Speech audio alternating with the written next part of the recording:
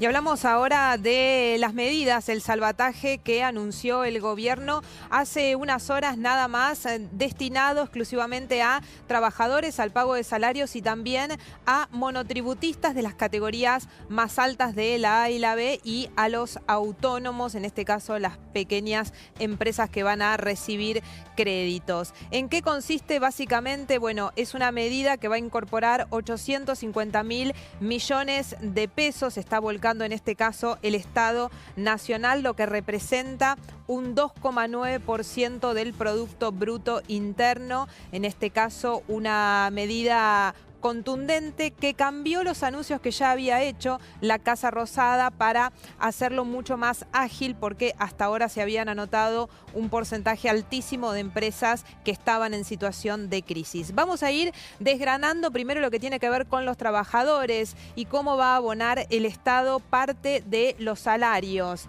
Lo que va a hacer el Estado Nacional es pagar un salario complementario al sector privado y ahora incorpora a todo el sector privado, pequeñas, medianas y grandes empresas que puedan en este caso justificar ante la AFIP que efectivamente han tenido un problema ocasionado por el parate de la economía por la pandemia. Por eso se amplía a todo tipo de empresas, sean grandes o sean chicas.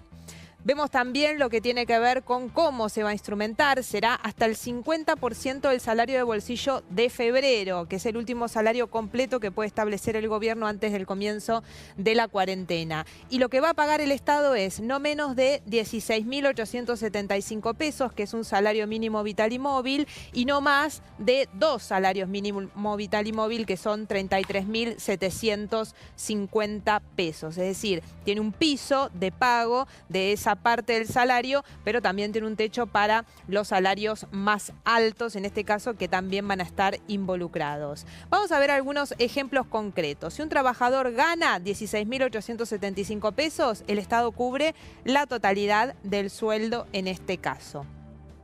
Si el trabajador gana 20.000, el Estado va a cubrir 16.875. Exactamente, ese salario mínimo vital y móvil en este caso cubre casi el 84%.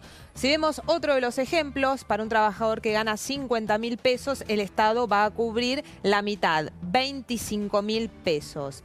¿Y qué pasa para un salario mucho más alto, por ejemplo, de 70.000 pesos? Cubre hasta el tope, que son 2 salarios mínimos, en este caso 33.750 pesos. Una medida que va bien destinada al trabajador, en este caso, para aquellos empresarios que no pueden pagar la totalidad de los salarios. Y acá se generó... ¿Se sabe cuántas empresas están en dificultades de pagar?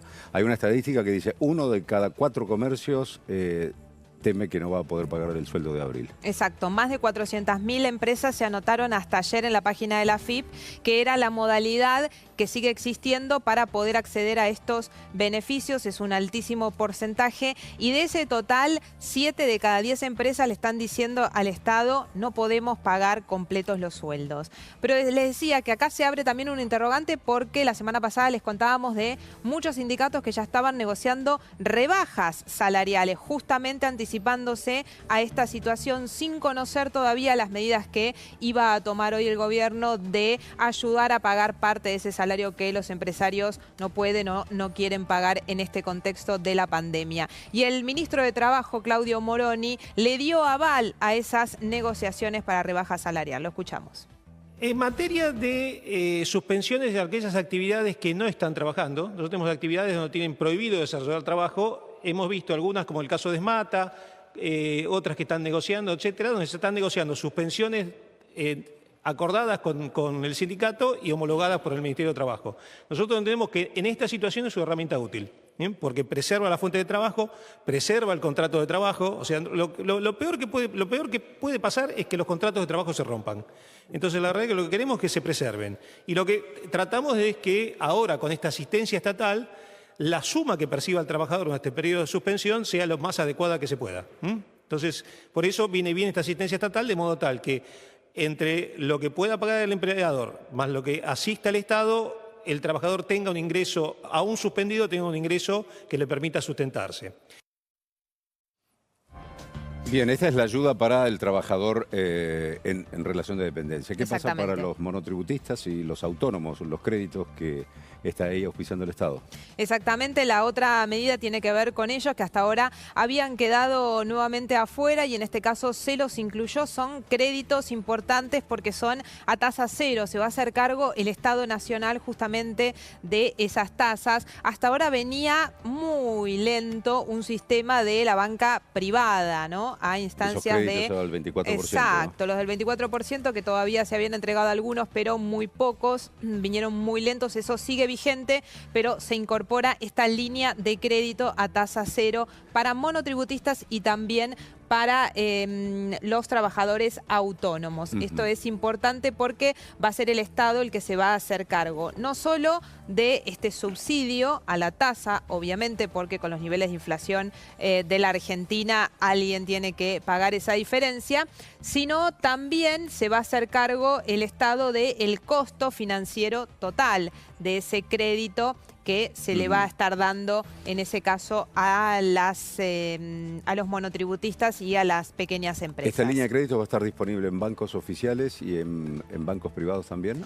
¿O? Exactamente, estos se anotan en la FIP. Vamos a ver primero el tope de 150.000 pesos por el plazo de un año. Estas son las características que tiene este crédito y se va a abonar en 3 cuotas mensuales iguales y consecutivas.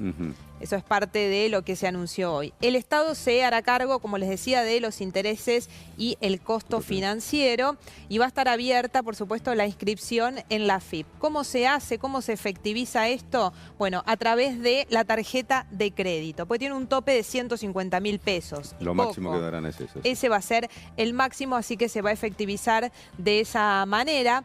¿Y cómo se hace? Cada solicitante debe preinscribirse en la FIP, que va a ser además el organismo que va a determinar si te corresponde o no te corresponde por la situación de parálisis por la pandemia el crédito, y la FIP se lo va a comunicar a la aprobación al banco y el banco es el que va a dejar entonces el crédito en la tarjeta de crédito de cada persona que en este caso se anote. Vamos a ver también acá algunos ¿Quiénes pueden, ejemplos? digamos, tramitar el crédito, no? Todos los monotributistas de todas las categorías, incluso los de la A y la B que habían recibido los 10.000 pesos del IFE. Por ejemplo, para una categoría de monotributista A va a poder obtener un crédito de hasta 52.184 pesos. ¿Por qué? Porque es proporcional a los ingresos anuales de esa categoría, que por supuesto son muy bajos. En este otro ejemplo, en la categoría B, que es un poquito más alto, el ingreso anual va a poder obtener un crédito de hasta 78.277 pesos. Y vemos ahora la categoría C, un ejemplo que va a poder obtener hasta 104.369 pesos. Y de ahí en adelante, la categoría D y hasta la categoría K, no importa, acá todos tienen un ingreso, entran en la misma porque el crédito tiene ese tope del que hablábamos de los 150.000 pesos, así que el que factura con categoría D determinado monto y el que factura el máximo monto van a recibir exactamente lo mismo. Lo que no ha quedado estipulado hasta ahora es la tasa que van a cobrar los bancos, ¿no?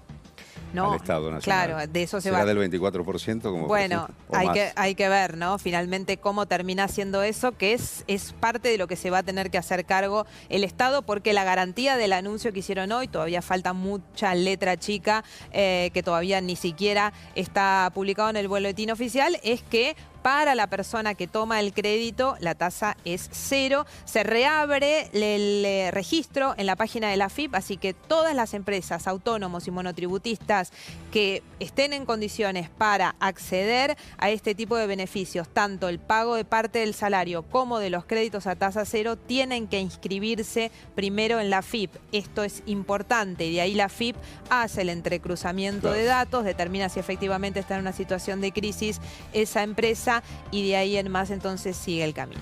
Mariana, estamos en la última semana de esta segunda extensión que tuvo la cuarentena. El domingo que viene vence esta extensión y ya se está hablando de la posibilidad de extender la cuarentena 2 semanas más. Exactamente, una nueva prórroga seguramente es lo que va a terminar definiendo esta semana el presidente Alberto Fernández, que va a ser el mismo mecanismo de consulta que vino haciendo desde que se inició la pandemia, con los gobernadores, con los especialistas que asesoran en el comité de emergencia al gobierno nacional, y lo más probable es que siga la situación muy parecida, con pequeñas actividades que se van sumando, como sucede desde este lunes, que se sumaron 11 nuevas actividades. Los últimos en salir de la cuarentena, y no podemos dar fecha porque no lo sabemos y no lo sabe tampoco el gobierno, van a ser los estudiantes de todos los niveles. Las escuelas no van a volver hasta por lo menos julio o agosto, y los adultos mayores de 70 años o aquellos que tengan una situación complicada de salud, antecedentes de salud,